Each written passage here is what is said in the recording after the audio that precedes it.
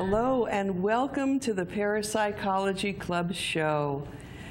We are chatting with two delightful gentlemen who are going to be our speakers for our March 3rd meeting, which will be at Clubhouse 3, Dining Room 1 at 10 o'clock in the morning.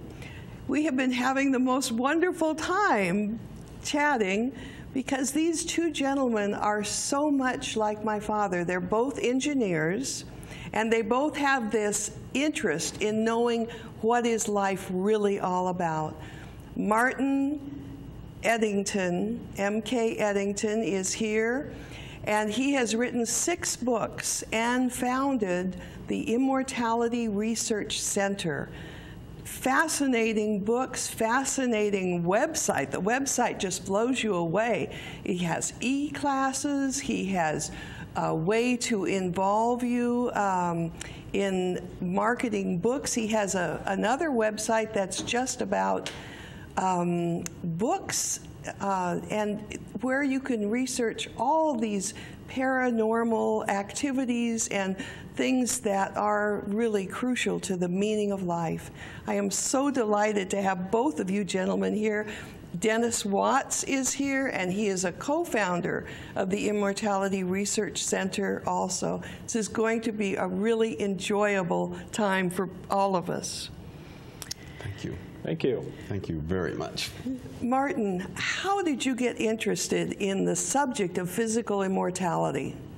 Well, I think it would have to go back to my childhood. I remember when I was just 4 years old, up in a gliding center in Elmira, New York. My mother had taken me up there for pony rides, and we were walking on the tarmac. And remember, I'm a 4-year-old. I don't know anything. And I saw this old gray-haired guy talking to some people, and for some reason, I still don't know why, I went over to him because I had this feeling, and I said, "Are you the man who lives forever?" And he gave me a strange look, and then my mother dragged me away. But even at that young age, I was always interested in the paranormal, the unusual. And by the way, I heard later that a man who was over 1,000 years old supposedly lives in that place. Then in my college years, I had a mentor who taught me all about psychic development and meditation, and I've been meditating for 40 years. And then just a few years ago, I decided maybe I'd learned enough that I could try and share and contribute to help people with their lives.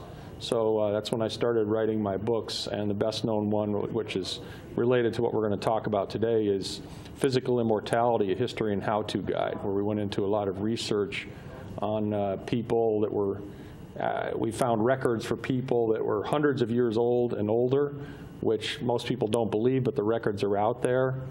And after doing all that research and finding that out, because the topic had always fascinated me, I started developing a theory of how these things work.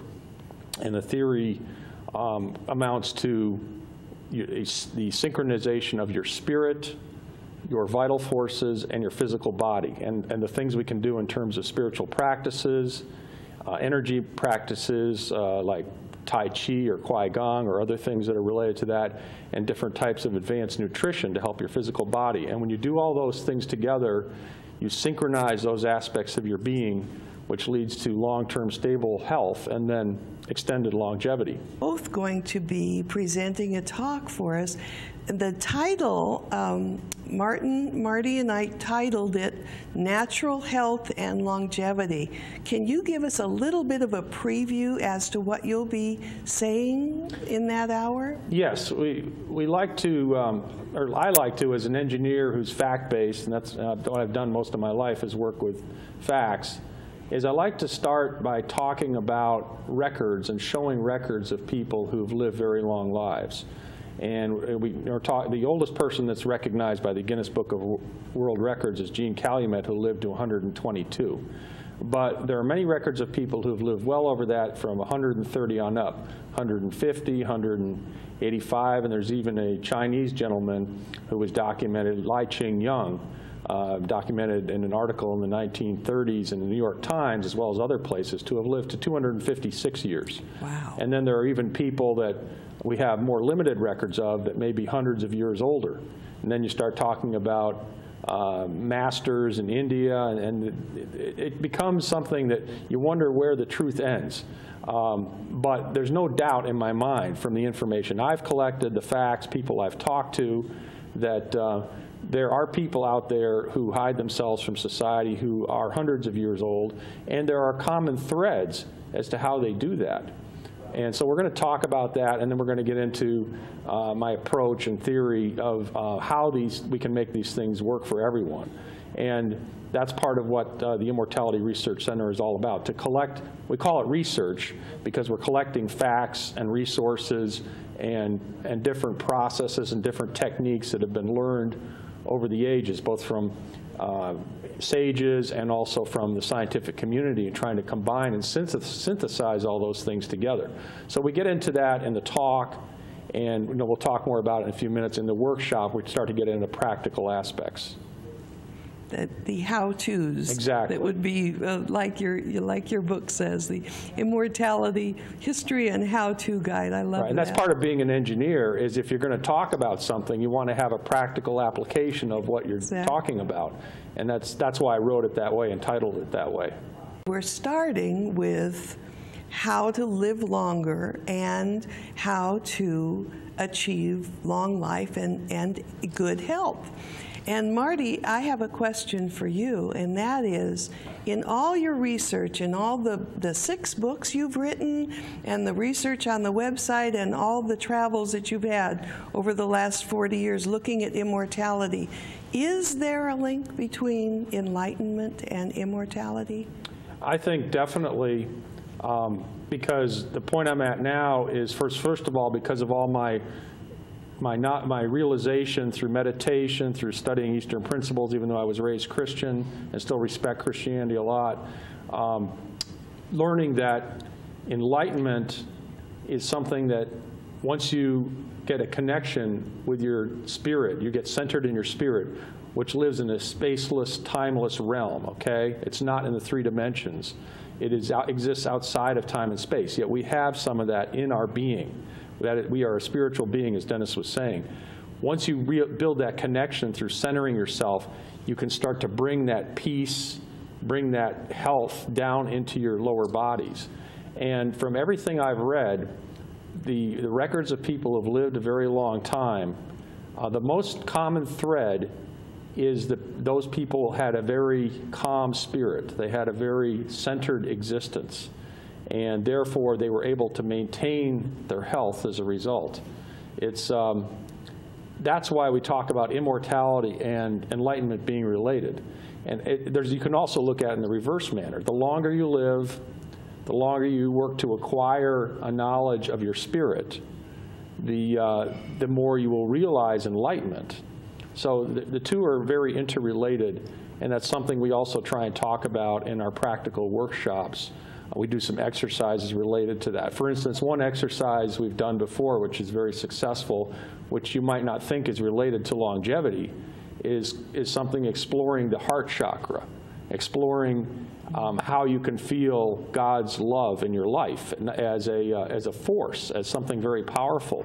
And by doing that, by helping a person, maybe use the words, raise their vibrational level, get a closer connection to their spirit, you're again helping them stabilize their body. So no matter how old you are, it's not too late to begin this process. You talk about something about accident prevention as a way to longevity, and I think this is really very practical, because as connected as you might be oblivious to buses, cars, trucks, getting on the plane on time. And could you tell us a personal experience, how you got interested in this accident prevention as a way to longevity? Well, if I have any psychic or spiritual ability that's very strong, it's a prophetic ability, both for certain major events and for myself personally. In other words, that I have seen events that were going to happen to me, and sometimes I was able to avoid them. I was able to avoid being on a plane that crashed. I was able to avoid being mugged. I had a vision when I was young, one of my first ones, about being in a surfboard accident, a strong vision, and then I was in that same surfboard accident later.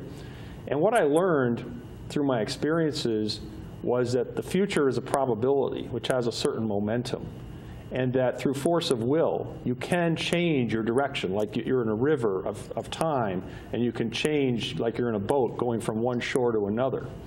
So when I was thinking about the book and all the practical things that we could offer people in terms of how they could extend their life, I realized that, well, once you've got your health and once you're stable about that, what is the most likely thing to kill you? And it's an accident. So is there any way to prevent that? So what I came up with was an exercise that I've done now with a variety of groups, and I've had a lot of good feedback about it, is where we help people get into a relaxed state.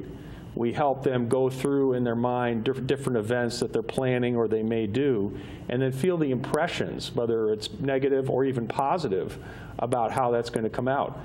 Because I've had so many stories from people, personal stories of they were going along this line, they were going to do this, and they had a very bad feeling, and they just changed their mind, and they found out later they would have been killed or severely injured. And I'll give you one example in my own life, which was not a fatal instance. I'm still here, obviously, but it's one that was a really interesting result. Some years ago, I was planning on taking a family trip to Disney World, and like I usually do, I look ahead on the trip, you know, the plane flight, the car, going where we're going, and different places. And for some reason, Epcot, which is you know, the big area there with all the international pavilions, had a dotted black line around it in my head. And I was trying to figure out, why is this? Because it didn't feel like I was going to have a fatal accident, but it thought something really uncomfortable might happen there. So sure enough, we're on the trip. We're there, and my son wants to take this Mars ride. And there's 2 tickets you can take, the orange ticket or the green ticket. And I picked the orange ticket, which was a big mistake, because basically it's a centrifuge they put you in, where you're twirled around. I got sick. I threw up all over everything. Oh, no. I was in such bad shape, I had to go to the medical center for several hours and lie down to recover from it. But it was really interesting because that was the result. It wasn't something that was going to kill me, but it was something that was going to be very uncomfortable. And I managed to see that from the exercise that I did beforehand. So that's an important aspect of it. And that's why we teach that. If I could also talk about something else we call the subconscious death wish. Can I talk about that too? Certainly. One of the big aspects of longevity that we haven't talked about yet is people's psychological beliefs. Yeah. The way we're trained in our society from birth to expect that we're going to die at a certain age. Just the other day, I received one of those mailers, because I'm only 55, but I received this mailer, you know, come on in and buy a plot. And how many ads have we all heard from Forest Lawn if you're in your 70s or whatever? It's time to make your preparations. Well, the problem is, with that type of attitude, is that people start to get a subconscious feeling, a subconscious way of planning their life, that it's going to be limited. And I think there's lots of anecdotal evidence that people's attitudes about life and wanting to experience it or giving up makes a big difference in their life. I remember when I was a teenager and I had a paper route, there was a couple on my route who were in their 80s that were very, very healthy, and they loved life, and we saw them occasionally at different places. And one day the husband died of some ailment, I don't know what. And then over the next several months, I noticed as I would come by and deliver papers, the wife would just get thinner and thinner, and within 6 months she died. So how many of you have known friends or family where couples were older and one died and the other just lost the will to live? And so this is a very common example in our lives of how the will to live, the will to want to keep going and to enjoy life has a tremendous impact. So just from a pure psychological perspective, the attitude you have about life makes a big difference. And that's something we also try and do some exercises with in terms of affirming the positive things you can do with your life and how you can enjoy yourself. I've heard from so many people also, I mean, because not everybody's open-minded to this, why would I want to live longer than 80? Why would I want to do that? Because they've already got the mindset that that's all they should do, that is what is expected, that's their life planned. And I say, if you can be healthy, if there's so many things you can do with your life, even when you're older, new careers, new places to go, new friends to meet. So that's a big part of it too. And I didn't originate this. There are other people who are well known in, it's called the immortality or immortalist realm, who have talked about this for years. But it's an important aspect of the whole thing. Mm-hmm. And we get into that in the workshop, too. It's interesting. It's, absolutely. I mean, I have a question for you, Marty. Yes. And that is, you're both engineers, and you've done all this research, this magnificent amount of research into this area. What was the most startling thing you found? What surprised you the most? Well, I think I'd have to address that on two levels. One, long-term and short-term. The long-term, which is not surprising to many people as they explore the spiritual path, is that our spirit does live in a different realm. It is a timeless, spaceless realm.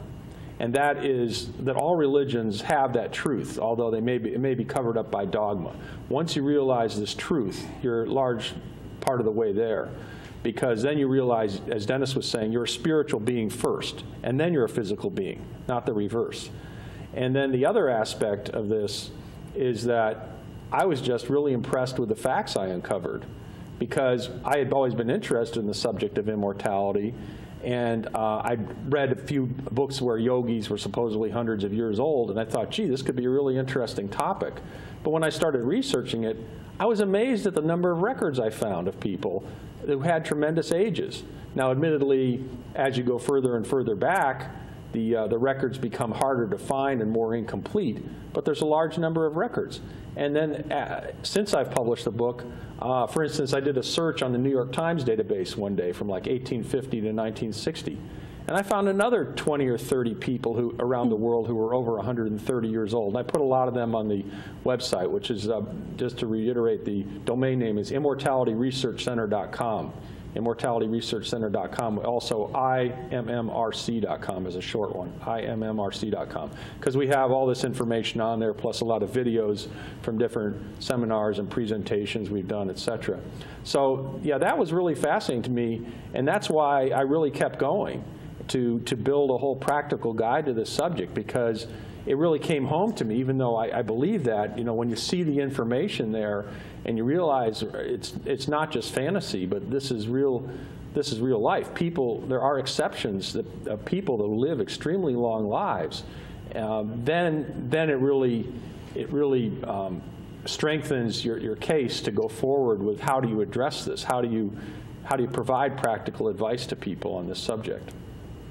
You have another book that was just fascinating to me, and it's called something about having godlike powers and abilities. Well, I'll tell you the background of that, too, is I've always, of course, been interested in the paranormal and psychic abilities and things like that. And one of the books I'd read many years ago in my 20s was an ancient guide, which is always very, very popular, called the Yoga Sutras of Patanjali.